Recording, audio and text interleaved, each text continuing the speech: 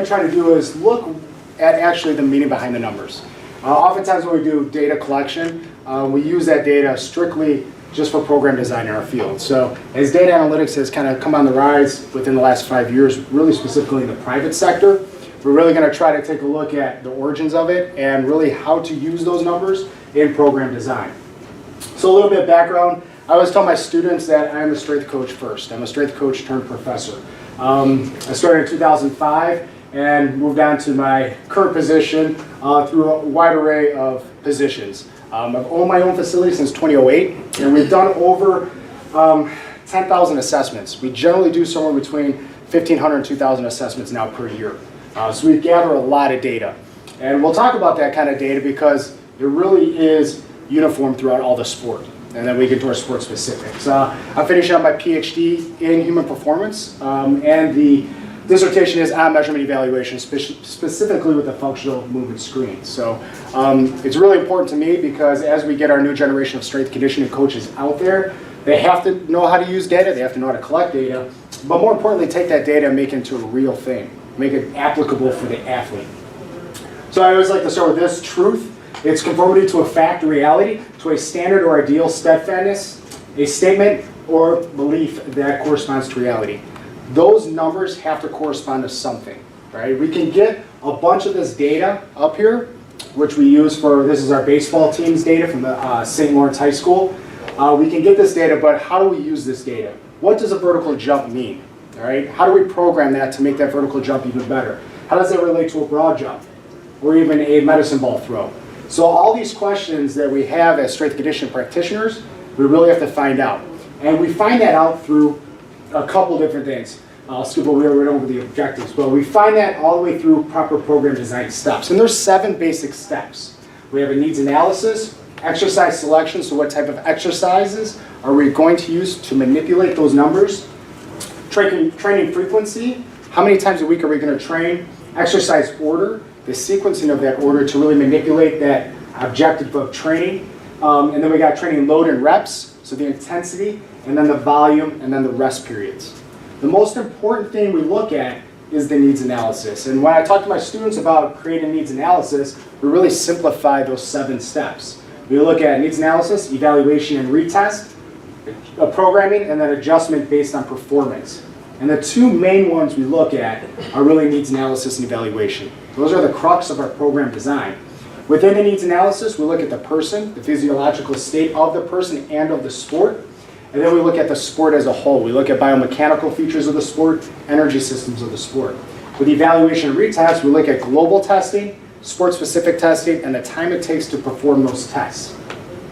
So we always start with the person. We're one of the few people that actually give surveys to our students. All students get surveyed at the high school level. We have 783 athletes at the high school level we serve. We survey them every quarter. So we get 4 surveys a year, in which it goes into not only their training status, any previous injuries, but more importantly, who they are as people.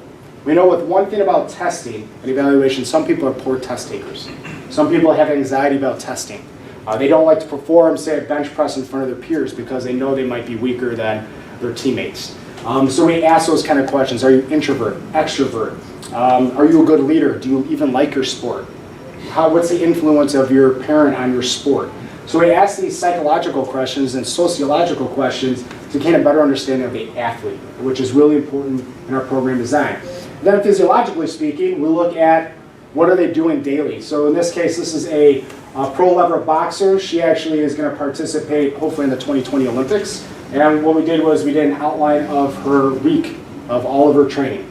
And she came to me, I got contracted by another company to look at her physiology and see what is going on. Why can't she lose weight in order to make this special weight of, I think it's 132 is her goal weight. She's super duper tall, 6'1", and she weighs like 144. So what we found is through this evaluation, these asking questions, is she's overreaching. We get into the state of overreaching. All the tests that she's performing at the facility are having bad markers. We reevaluated her the next day, and again, those test numbers are really low for the level of boxing that she's supposed to be at. And we figured out she just trains way too much. Trains in the morning, half-hour cardio in the day. At night, she trains again. She does this almost 7 days a week. So these are the types of evaluations that can skew numbers. Because if she's performing at this high level, and we know that she crashes a week of a fight, we're going to be in trouble. We're going to get a loss in that fight. So that's what goes behind those evaluations and those actual numbers. Looking at a vertical jump and stuff, I think her vertical was 16.5 inches. That's definitely not a pro-level boxer, an explosive athlete, at an elite level style. So we had to figure out the why. We figured out she's overreaching and overtraining. So the needs analysis for the sport then, we look at movement, performance, and skill. Within movement, we look at proprioception, look at mobility and stability, and then performance factors. We look at plyometric power, we look at strength, we look at agility, we look at speed, and then we look at skills. We really leave that up sometimes to the coaching, but on the testing front, we might test a specific speed skill, a specific agility skill that goes right to that sport. We have our overall agility and speed testing, and then we have those specifics for that sport. So when we look at how are we going to test the athletes, we have two versions we can do it, right? We have lab testing and then real field testing. I always kind of split the two because, of course, I love all my athletes to be in a controlled environment and get tested with the best equipment. But is that a reality? Probably not. Super duper expensive, and I'll show you that in a second. But lab testing, huge financial backers. One awesome facility that comes to mind is Sparta Sports Performance. I don't know if anybody's ever heard of them. Sparta's phenomenal. I've been up to that facility up in San Francisco, Menlo Park. But they're backed by Stanford University. Every time they go on one of their $40,000 force plates, that data gets sent to Stanford. Stanford takes that data, they regurgitates it back to the coaches, and now they have a program they can work on. So huge financial backers. Typically university-based, R1 institutions typically have really good lab testing. South Carolina is known to have one of the best labs in America. Ball State University has a great lab as well. Limited longitudinal studies. So while we get these great studies, we also know that they're not longitudinal. They're very matter of fact, they're usually 6 to 8 week studies. Very expensive. The equipment is super duper expensive. Limited to real field experience. Most of your researchers and professors are not strength coaches. They've never actually trained athletes, which is key. They take this data and they send it away or publish a paper. They never actually take that data and put it into practice. And that practice is huge because we know if it actually works. There's so many variables that happen from testing to actually in the gym every day. And then research generally done on males. Most of our research, we see our males. If it is on females, it's generally ACL. It's generally some sort of injury. So we really got to ramp up the female studies. Now, real field testing generally can be purchased by most private sector places. Considered very simplistic when you take a look at the actual testing equipment. It's not hard to use. It's also, though, very highly reliable because it's used so much. It has way higher reliability factors. Ability to test large amounts of subjects. That baseball slide I showed you, we tested about 89 kids in about an hour because we used this kind of real field testing. It took about 6 coaches, but we were in and out in an hour getting all that data. So we're pretty fast at it. And easy to use and explain the outcomes to the athletes and parents. That's one of the biggest things you can do is explain what is going on to your athletes. And more importantly, in the private sector, we're talking to our parents, right? We're trying to sell the parents on the program. And it's important because if they're coming in on their own time, hour to an hour and a half a day, we got to show them why they're coming in and spending that money. So here's a little bit of a look at some lab testing versus field testing. So body fat, we love getting some anthropometrics, right? We look at body fat as a pretty good indicator of being in shape. Lab-based might be hydrostatic weighing, DEXA scan, or bod pod. All phenomenal, all very expensive, around $50,000 for the cost. Is it reliable and valid? Yes. DEXA scan is still in its wave of becoming the go-to. Hydrostatic weighing is obviously very good, but the interesting thing with all three of those is you can only do one person at a time. You'd have to recalibrate these machines every time. So it becomes an issue. If we have a team of 16 baseball players, it's going to take a long time to test those athletes. As opposed to calipers, we could buy many sets of calipers. We can teach others how to use calipers, and it's very reliable. It costs us about $300. Then you got some BIA things like Seneca Scan and InBody. That's about $5,000. Vertical jump, force plates, phenomenal. We just bought them for our university, but typically they cost up to about $45,000. Reliable, absolutely. But what can we replace inside of that and use this in the field? And it's very portable. A just jump mat, really reliable. They cost about $499. Gives you a lot of the same analytics. Speed training, lasers, it could be up to about $9,000. Very reliable. We could also use a stopwatch. Pretty simple. If we get a really good stopwatch, we're about 1100ths of a second off of a laser. If you get really good at it, you shrink that down even more. Strength training, velocity-based or tendo units. Velocity-based training is one of the biggest data analytics we're seeing right now in the last 2 to 3 years. Really expensive, about $5,000 per unit. So if we have 16 racks, we need 16 units. It's not yet established if it's really reliable. And then obviously in the field, we can use estimated 1 rep max. Been around for years. It's a pretty safe way to establish the strength of somebody. VO2 estimation, obviously VO2 analyzer. Med carts, up to about $55,000 in med cart. Again, we can only train 1 person. Where maybe we can use a pacer test, yo-yo test, or even a 300-yard shuttle to estimate that VO2. And then heart rate. Heart rate variability is, again, one of those bigger analytics that are coming out the last 8 to 10 years. We have Whoop, we have things like Polar, up to about $600 per unit. Controversial, the algorithms are still being worked out. They change quite often. I know Whoop just changed their algorithms last year. But we could also just use our hand and monitor our own heart rate every morning. Pretty simple, right? But again, all of them are reliable and valid. We just got to figure out what you can afford and what's actually most applicable to the athletes you serve. So we look at 2 different kinds of testing. Again, global and sport specific. Global testing are things that we're going to use for all of our athletes, right? So every athlete that walks in the gym, walks at the university, when we do all of our testing at the university or even the high school, we're all going to do a functional movement screen, a vertical jump, right side, left side vertical jump, broad jump, lateral broad jump, right side, left side, a medicine ball toss. We're going to do 2 strength tests and 1 muscular endurance test. And then we have some sport specific things. So we take those global tests and we add speed specific, power specific, aerobic specific, and anaerobic testing. And those are all really key because, again, we have to look at the sport in which we're going to program design for. So a little comparison between volleyball and baseball. So same testing, which is the global, functional movement screen, vertical jump, those broad jumps, and then the medicine ball toss. And then this is where we kind of get that split. Volleyball specific, we would add in extra jumping, approach jump, right? We want to see how they jump with movement, right? The approach to the net. 4 rep vertical jump, we're going to see what their power endurance is. A T-drill, we're going to test their agility going forward, lateral, and then backwards. 300-yard shuttle, a good anaerobic test. X-bar deadlift for some strength, push-up endurance, and then pull-up. So we're going to test those volleyball-specific things. Baseball-specific, we're going to look at their grip strength. We know high regarded grip strength is good exit velo on the baseball. 10-yard dash, so acceleration. 30-yard dash, start getting a little top end. 60-yard dash, definitely top end. So we're looking at 10 yards, that 30-yard is really a home to first. That 60 yards is really a home to second. In which, by the way, the 30-yard and the 60-yard are one of the big recruiting tools for our high school athletes. For our squat, for our strength stuff, we're looking at the squat test, bench press, 300-yard shuttle, and pull-up test. All right, so again, we'll see some similarities in the specifics, but overall it's much different. And it's important because when we program design, sports are different. And again, it also goes into what time of year the sport's at. So, question for you guys. Are evaluations qualitative or quantitative in nature? What would you think? How many think is quantitative in nature? More number-based. How about qualitative? So, right? In our field, it's both.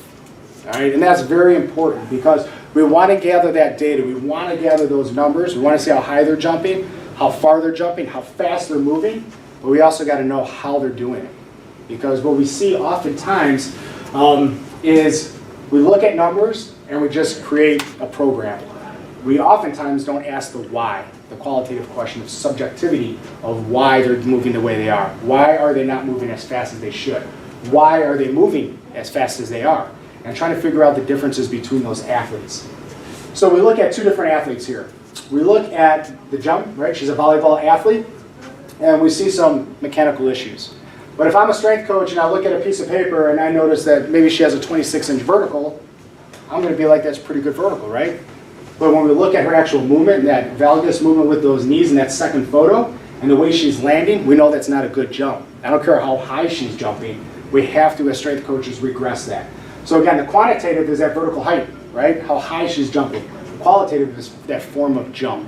And we know that that is detriment to her. Now, the picture below, the kid has 400 pounds on there, about 350 pounds or 400 pounds. And if you were to tell me that this kid is squatting 1.5 times his body weight, that's great, right? He's hitting a marker for that, for what we consider a standard. But I can tell you right now, that's not good form, right? That right knee is caving in. It looks like he's struggling a little bit in that weight. But when we look at the piece of paper and I give it to the coach, he's only going to see, hey, so-and-so squatted 350. He's not going to pay attention to the why. Coaches aren't in there watching their kids squat. We are. We're responsible for them. So we got to make sure that we look behind the numbers and see how actually they're doing subjectively. So looking at the FMS, anybody ever hear of the FMS, the Functional Movement System? Awesome tool. So the Functional Movement System looks at mobility and stability, that first pier of that pyramid, okay? And what it is designed to do is pick out flaws, all right? And we also get a composite score of 21. So we have 7 tests scored by 3 points on each test in a Likert scale fashion. And here's the 4 actual scoring patterns. 0 is pain, so we take them right out of that. We never have pain. And then 1 is unable to perform the pattern or dysfunction. 2, perform the pattern with compensation, imperfection. And then 3 is perform a pattern as directed. Now this looks really good because we've had some good cutoff scores of injury risk. Oftentimes researchers are doing injury prediction. We can never predict injury based on composite score. Because what happens is we say so-and-so scored above the threshold of 14, which is that center line there, which has been established as a higher injury risk if you're below that. We also have these false negatives. Those people that scored 19 that have also become injured. Right? And we have to, again, look behind these numbers of why they're getting injured and what that evaluation is telling us. Because if they scored really well on shoulder mobility, the push-up test, and a couple other tests, they're going to get above a 14. They score really poorly on those lower limb things, and we just kind of go by that composite score, we could have a serious injury, specifically an ACL or an ankle sprain. Here's the FMS score sheet, and what's really important to notice here is what coaches fail to do when I teach this in class. Comments. All right, comments, the reasons why. So every time we rate one of our athletes, the 1,500, 2,000 kids we eval a year, those comments are so much more important than that actual score, that final score. Those comments tell me how I'm going to program specifically their warm-up and how I'm going to get them back to a symmetrical athlete, because that's what we need. That base pyramid, that proprioception, mobility and stability is the key really to success. And it's a key driver into the actual proper data we're going to get back from a thing like the FMS. So how do we use the flow of proper assessments? All right, well, we have our global assessment, so that assessment bar. And then we have a qualitative measure and a quantitative measure with each test. So we want to compare that qualitative to proper form. We want to see how they're actually moving. We want to compare that quantitative measure against a previous measure or the normative value, right? We have some of those normative values. That's why we use those global testing. Those are very well known. We meet as a coaching staff about every athlete or team that we're training, and then we come up with their fit, their frequency, intensity, time, and type. That last part, 4 to 7 on that periodization scale. And that's what really drives our program. That's how we set up our programs. So what do our measurements really tell us? Well, a test like the functional movement screen, its original intent, stability, mobility, and core, and then other correlations and considerations is risk of injury, not prediction of injury. Vertical jump gives us obviously vertical height, but also tells us how fast they are, specifically in acceleration. Broad jump, horizontal power, but it also again gives us acceleration, a little bit of top end speed from the 5, 10, 20, and 30 meter sprints. Medicine ball toss, upper body power, but also gives us core strength. We see how that body is moving when we're asking them to throw a medicine ball. And then single leg vertical jumps, unilateral power, which gives us an indication if they have any bilateral deficit. All right, bilateral deficit is if I test my right side and my left side and those together equal higher than my vertical jump, we have a bilateral deficit, which we know increases injury. So we want to make sure that we're testing all these things, but we know the original intent and what those numbers are going to give us, and then how else do they correlate, and how do we fit those in our programming. With statistics, we always have some issues, right? So when we get some of these numbers and we're testing, say we have, we just tested our adversity volleyball team, we had 280 athletes we tested in 2 days. So a lot of athletes. If we would just take all those numbers and not break them down to maybe age group, we might have an issue. We might have what's called Simpson's paradox. It appears to be a trend, but disappears when groups are combined. All right, so we have that global testing, but as for us, for adversity, where we have 14, 15, 16, 17, and 18-year-old athletes, we have to look at them in specifics. We have to look at them in age groups, because it can skew the quantitative studies. It can skew our quantitative numbers as a whole, because those 14-year-olds are going to drop down those 18-year-olds' vertical jumps. If we pool all that data together. And that can lead to injury or poor programming. Because what's going to happen is we're going to give this general program to 14 through 18-year-olds and not break it down by their actual ability. And then why we need global and specific testing. So we do test our 18-year-olds a little bit different than our 14-year-olds. We have that same global testing, then we get those specific tests in. Because we know that we mature as we age, right?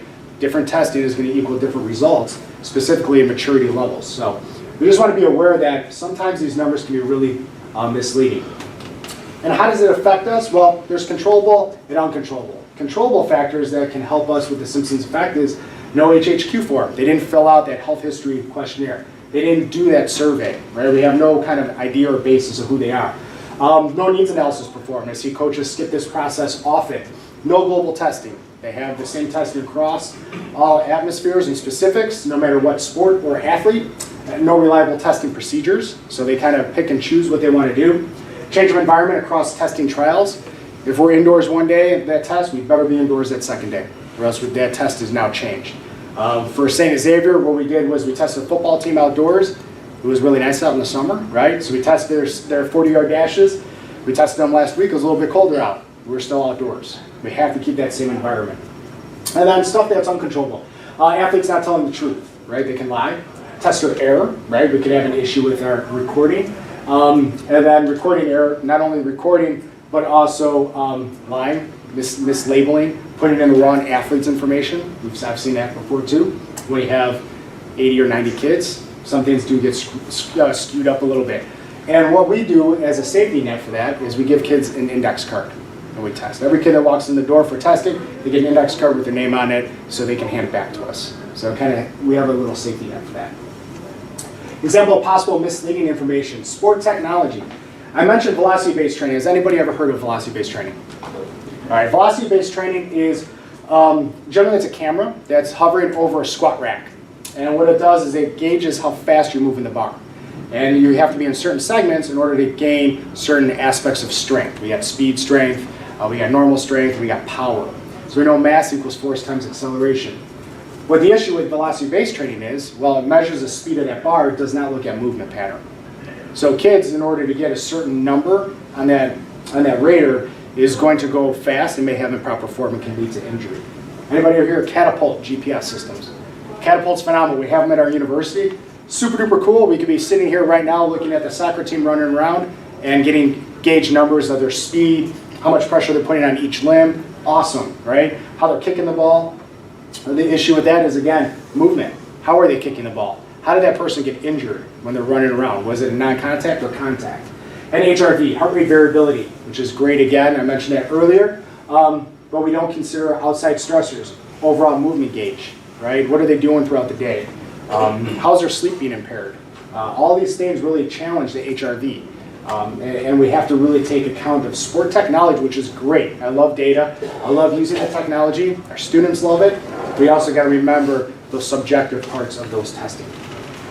So ways to implement sport technology. Use multiple tests that cover some of the same information in different ways. Example, vertical jump and broad jump. So both of those are jumping mechanisms. They kind of tell us two different things.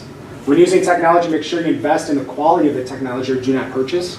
So don't get little things that make no sense or they're really cheap. I'll give you an example. Velocity-based training.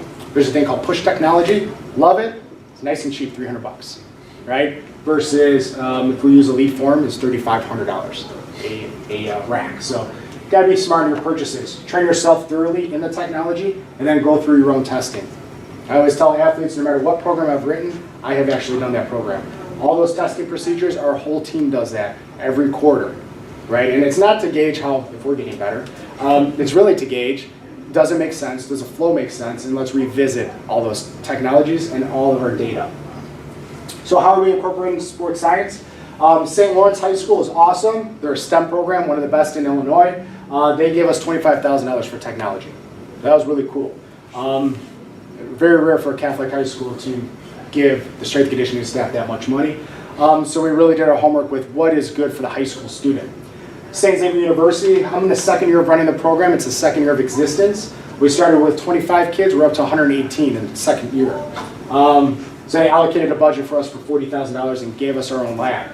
So we got cool stuff. We got force plates, catapult, polar, 3D motion analytics. It's awesome. But again, we have to relay that to our students and make sure they know how to use it. And 2, they don't break it, because that'd be not good. Our dean would not be happy. And then 3, how do they relate that to actual strength and conditioning? And then we teach them how they complement each other. We don't just say this is the wave of the future. We don't just say this is what's being used in the NFL, the MLS, the NBA. We have to tell them this is what actually happens in the lab, and this is what happens in the actual field. Because most of the people in the field do not have catapult, polar, or force plates. And so it's really important we understand that.